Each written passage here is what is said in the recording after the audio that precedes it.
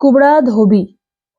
एक बार कोई दुष्ट व्यक्ति साधु का वेश बनाकर लोगों को अपने जाल में फंसाता और धतूरा आदि खिलाकर लूट लेता था। यह काम वह उनके शत्रुओं के कहने पर धन के लालच में करता था। धतूरा खाकर कोई व्यक्ति मर जाता तो कोई पागल हो जाता था। तेनालीराम को यह बात पता चली तो उन्हें बड़ा दुख हुआ। उन्होंने सोचा कि ऐसे व्यक्ति को दंड अवश्य ही मिलना चाहिए, मगर एकाएक ही कुछ नहीं किया जा सकता, क्योंकि धतूरा खिलाने वाले व्यक्ति के खिलाफ कोई सबूत नहीं था। यही कारण था कि वह सरेआम सीना ताने सड़कों पर घूम रहा था।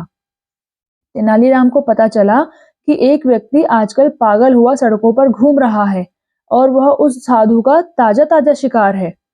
एक दिन तेनालीराम की नजर धतूरा खिलाने वाले उस धूर्त पर पड़ी तो वे उसके पास पहुंचे और बातों में उलझाकर उस पागल के पास ले गए। फिर मौका पाकर उसका हाथ पागल के सिर पर दे मारा।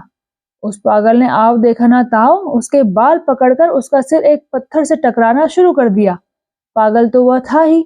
अपने जुनून में उसने उसे तभी छोड़ा जब उसके प्राण पखेरु उड़ गए। मामला महाराज तक पहुंचा।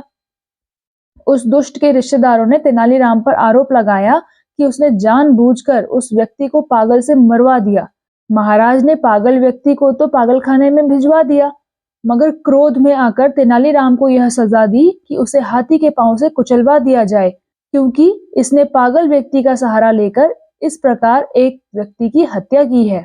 दो सिपाही उसी दिन शाम को तेनालीराम को जंगल में एक सुनसान स्थान पर ले गए और गर्दन तक उसे धरती में गाड़ कर हाथी लेने चले गए। सिपाहियों को गए हुए अभी कुछ ही समय हुआ था कि एक कुबड़ा धोबी वहां आ पहुंचा और बोला, क्यों भाई, यह क्या माजरा है? तुम इस तरह जमीन में क्यों गड़े हो? तेनालीराम बोले, भाई, मैं भी कभी तुम्हारी तरह कुबड़ा था। पूरे 10 वर्षों तक मैं इस कष्ट से दुखी रहा। जो देखता वही मुझ पर हंसता और फफ्तियां कसता था। यहाँ तक कि मेरी पत्नी भी मुझे अपमानित करती थी। आखिर एक दिन मुझे एक महात्मा मिले। उन्होंने मुझे बताया कि इस पवित्र स्थान पर गर्दन तक धरती में धंसकर बिना एक भी शब्द बोले आंखें बंद किए खड़े हो जाओगे तो तुम्हारे सारे कष्ट दूर हो जाएंगे। मिट्टी खोदकर मुझे बाहर निकालकर जरा देखो तो सही कि मेरा कुबड़ दूर हुआ या नहीं। यह सुनते ही धोबी जल्दी जल्दी उसके चारों ओर की मिट्टी हटाने लगा। कुछ देर बाद जब तेनालीराम बाहर आया तो धोबी ने देखा कि उसकी पीठ पर तो कुबड़ का नामो निशान भी नहीं है। वह बोला, मित्र, मैं भी वर्षों से कुबड़ के इस बोझ को अपनी पीठ पर लादे घूम रहा हूँ। मैं भी अब इससे छुटकारा पाना चाहता हूँ। मेहरबानी करके मुझे भी यहीं गाड़ दो और मेरे ये कपड़े धोबी टोले में जाकर मेरी बीवी को दे देना। उसे यहाँ का पता बताकर कह देना कि मेरा कल सुबह का नाश्ता वह यहीं ले आए। मेरे दोस्त, मैं जीवन भर तुम्हारा यह एहसान नहीं भूलूंगा। और हाँ, मेरी पत्नी को यह हरगिज न बताना कि कल तक मेरा यह कुबड़ ठीक हो जाएगा। मैं कल उसे हैरान होते देखना चाहता हूँ। तेनालीराम ने कहा, बहुत अच्छा, और फिर उसे गर्दन तक धरती में गाड़ दिया और उसके कपड़ों की गठरी उठाकर धोबी टीले की ओर चलने को हुआ। लेकिन जाने से पहले वह उसे यह हिदायत देना नहीं भूला था कि अपनी आंखें और मुंह बंद रखना मित्र, चाहे कुछ भी क्यों ना हो जाए। यदि तुमने आंखें खोली या मुंह से कोई आवाज निकाली तो तुम्हारी सारी मेहनत बेकार चली जाएगी और तुम्हारा यह कुबड़ भी बढ़कर 2 गुना हो जाएगा। इस पर वह कुबड़ा धोबी बोला, तुम चिंता मत करो मित्र, इस कुबड़ के कारण मैंने बड़े दुख उठाए हैं। इससे छुटकारा पाने के लिए मैं कुछ भी करने को तैयार हूँ। इसके बाद तेनालीराम वहां से चलता बना। उधर राजा के सिपाही जब उस स्थान पर हाथी को लेकर पहुंचे तो वहां तेनालीराम के स्थान पर किसी अन्य को देखकर चौंके और उससे पूछा, ए, तू कौन है? किसने तुझे इस गड्ढे में गाड़ा है? धोबी कुछ ना बोला तो सिपाही गुस्से से बोले, ओ मूर्ख, कुछ बोलता क्यों नहीं? यहाँ सजा प्राप्त एक आदमी गड़ा हुआ था और हम हाथी से उसका सिर कुचलवाने के लिए हाथी लेने गए थे। लगता है तो अपराधी का कोई रिश्तेदार है और तूने उसे भगा दिया है।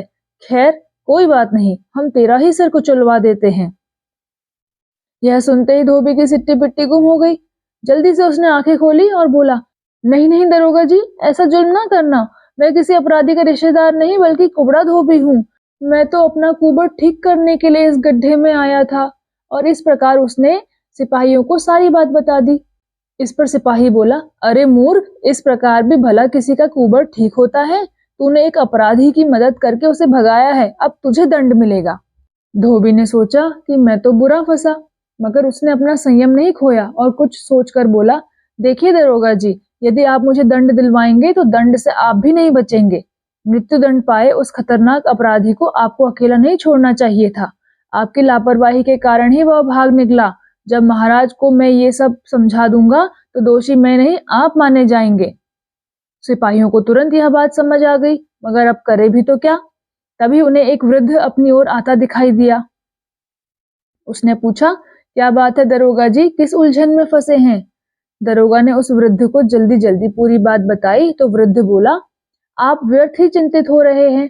आप फौरन जाकर महाराज से कहें कि अपराधी को धरती निगल गई। बाकी कोई जिक्र आप लोग करना ही मत। सिपाहियों की समझ में पूरी बात आ गई। वह वृद्ध और कोई नहीं, तेनालीराम ही था। उधर किसी सूत्र से महाराज को उस व्यक्ति जिसे उस पागल व्यक्ति ने मारा था की हकीकत पता चल गई थी कि वह एक धूर्त और पाखंडी था।